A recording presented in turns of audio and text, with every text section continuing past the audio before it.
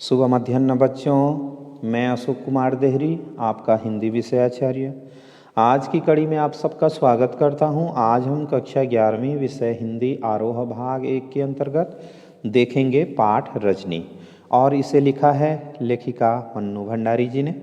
पाठ पर चर्चा शुरू करें इससे पहले मैं आपसे अनुरोध करना चाहूँगा, यदि अब तक आपने हमारे चैनल अशोक कुमार देहरी हिंदी क्लासेस को सब्सक्राइब नहीं किया है और आप इस चैनल में नए हैं तो प्लीज़ सब्सक्राइब कीजिए, लाइक कीजिए, कमेंट कीजिए और अपने दोस्तों को शेयर भी कर दीजिए। और यदि आपने सब्सक्राइब कर रखा है तो कोई आवश्यकता नहीं, सब्सक्राइब एक बार होती है, लाइक कमेंट और शेयर बार बार होते हैं। आइए ज़्यादा देर न करते हुए पाठ पर चर्चा शुरू करते हैं। देख लेते हैं आगे का दृश्य। नया दृश्य डायरेक्टर ऑफ एजुकेशन के ऑफिस का बाहरी कक्ष, अर्थात शिक्षा निदेशक के ऑफिस का बाहरी कक्ष है।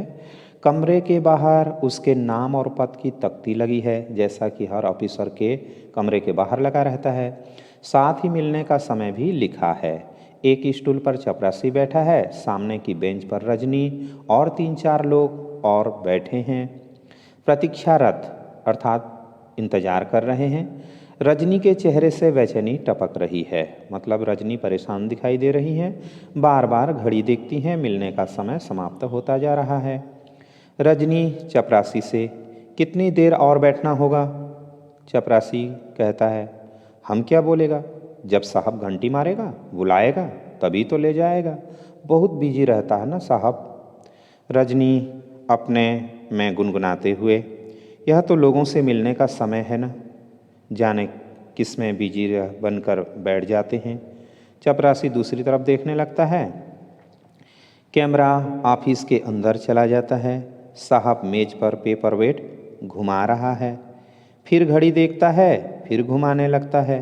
बाहर एक आदमी आता है, अपने नाम की स्लिप के नीचे 5 रुपये का एक नोट रख कर देता है और चपरासी का कंधा थपथपाता है। चपरासी हंसकर भीतर जाता है, लौटकर उस आदमी को तुरंत अपने साथ ले जाता है। रजनी के चेहरे पर तनाव, घूरकर चपरासी को देखती है। थोड़ी देर में आदमी बाहर निकलता है। रजनी उठकर दंदनाती हुई भीतर जाने लगती है। चपरासी कहता है, अरे अरे अरे, किधर को जाता, अभी घंटी बजा क्या? रजनी, अभी तो मिलने का समय खत्म होने तक बजेगी भी नहीं। दरवाज़ा धकेल कर भीतर चली जाती है। रजनी को गुस्सा आ रहा है।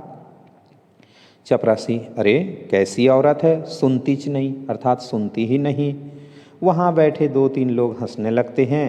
दृश्य कमरे के भीतर, निदेशक कुर्सी की पीठ से टिक कर सिगरेट पी रहा है। रजनी को देखकर आश्चर्य से, निदेशक, आपको स्लिप भेजकर भीतर आना चाहिए ना? रजनी मुस्कुराकर, स्लिप तो घंटे भर से आपके चपरासी की जेब में पड़ी है और शायद 2-4 दिन चक्कर लगवाने तक पड़ी ही रहेगी। निदेशक, क्या कह रही हैं आप? रजनी, तो क्या यह सीधी साफ सी बात भी मुझे ही समझानी होगी आपको?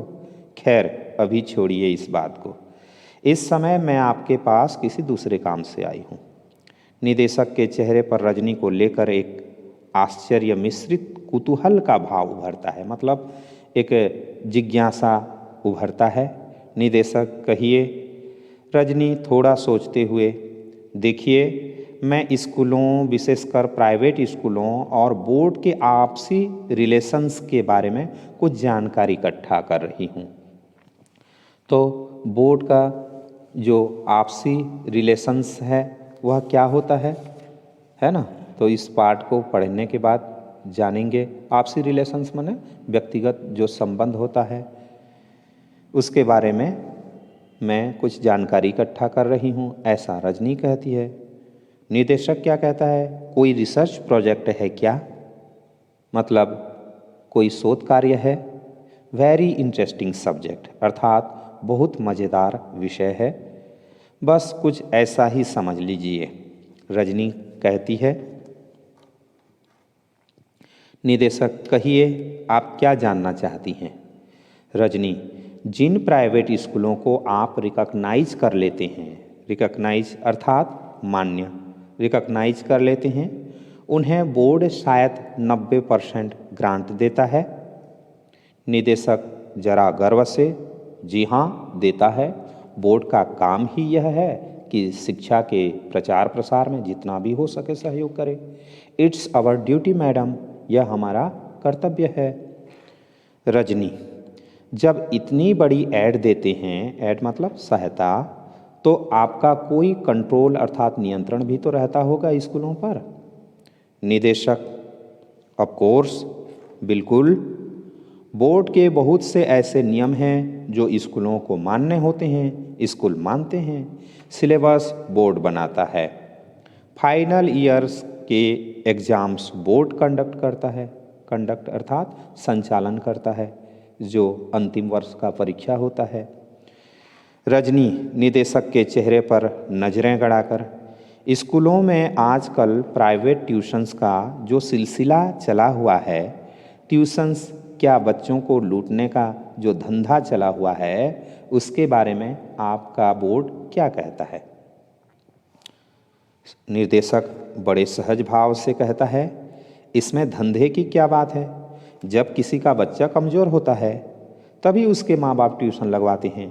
अगर लगे कि कोई टीचर लूट रहा है तो उस टीचर से न लें ट्यूशन और किसी के पास चले जाएं। यह कोई मजबूरी तो है नहीं। ऐसा कह कर के निर्देशक समझाता है। रजनी कहती है, बच्चा कमज़ोर नहीं, होशियार है, बहुत होशियार। उसके बावजूद उसका टीचर लगातार उसे कोंचता रहता है। कोंचता रहता है मतलब तंग करता रहता है कि वह ट्यूशन ले, वह ट्यूशन ले वरना पछताएगा। लेकिन बच्चे के माँ बाप को जरूरी नहीं लगता और वे नहीं लगवाते। जानते हैं क्या हुआ? मैथ्स का पूरा पेपर ठीक करने के बावजूद उसे कुल 72 नंबर मिलते हैं। जानते हैं क्यों? क्योंकि उसने टीचर के बार बार कहने पर भी ट्यूशन नहीं ली। निदेशक, वेरी सैड, बहुत दुख की बात है। हेडमास्टर को एक्शन लेना चाहिए ऐसे टीचर के खिलाफ। निदेशक कहता है।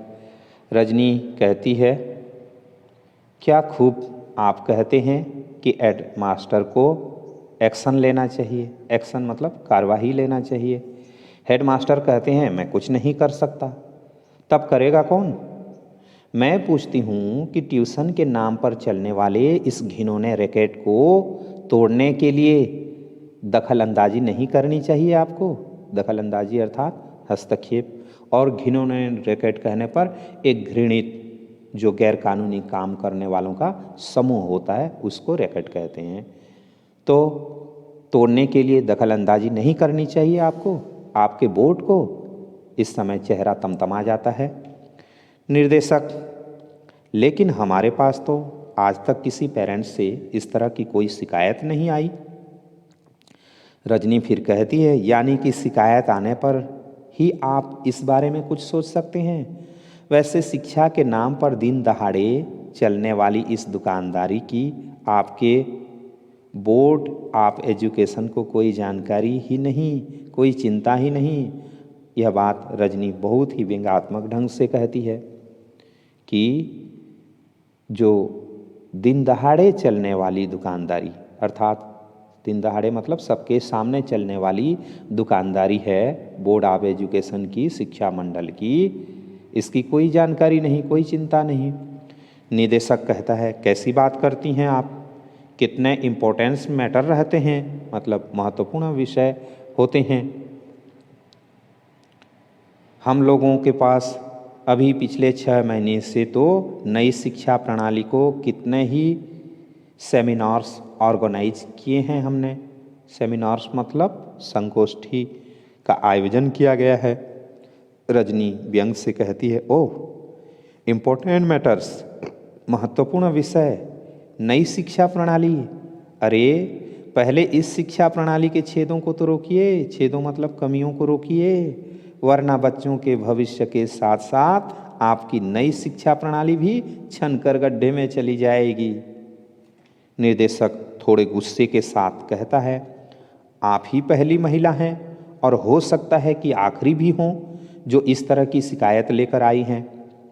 रजनी कहती है ठीक है, तो फिर आपके पास शिकायत का ढेर ही लगवा कर रहूँगी। और झटके से उठकर बाहर चली जाती है।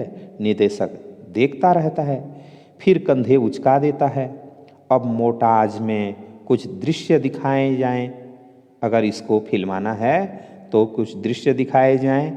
रजनी फ़ोन कर रही है, मेज पर कुछ पत्र रखे हैं और रजनी एक रजिस्टर में उसके नाम पते उतार रही है। साथ में एक दो महिलाएं और भी हैं। फिर एक के बाद एक 3-4 घरों में माँ बाप से मिल रही हैं, उन्हें साझा कर रही हैं, मतलब अपनी बातें उन तक शेयर कर रही हैं। साथ में लीलाबेन और 3-4 महिलाएं और भी हैं। और इस प्रकार के बाद दृश्य समाप्त हो जाता है। फिर नया दृश्य प्रारंभ हो जाता है। आज के लिए इतना ही। आशा करता हूँ आज का वीडियो आपको ज़रूर अच्छा लगा होगा। वीडियो को शुरू से अंत तक देखने के लिए धन्यवाद।